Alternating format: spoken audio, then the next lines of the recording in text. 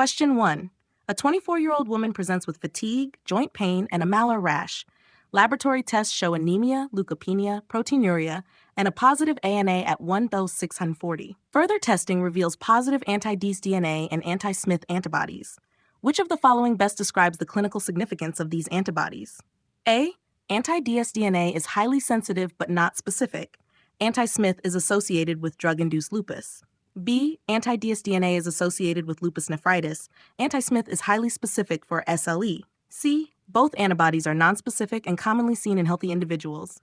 D. Anti-Smith is seen in systemic sclerosis. Anti-dsDNA is associated with rheumatoid arthritis. E. Anti-dsDNA is used to diagnose dermatomyositis. Anti-Smith indicates MCTD. Correct answer, B. Anti-dsDNA is associated with lupus nephritis. Anti-Smith is highly specific for SLE. Explanation: anti-dsDNA correlates with disease activity in SLE and especially with lupus nephritis. Anti-Smith is less sensitive but very specific for SLE.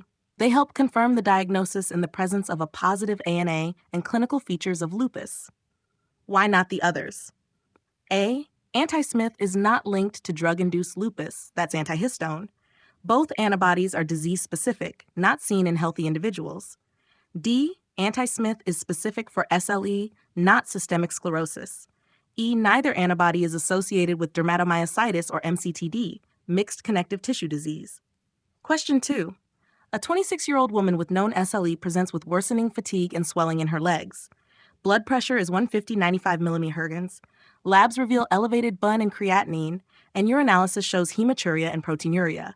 Which of the following antibodies would most likely correlate with the severity of her renal disease?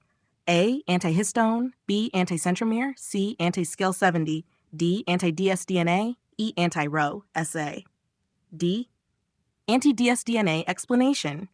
Anti-dsDNA antibodies are associated with lupus nephritis and disease activity in SLE.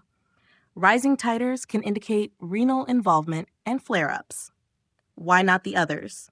A. Antihistone drug-induced lupus, not linked to renal disease.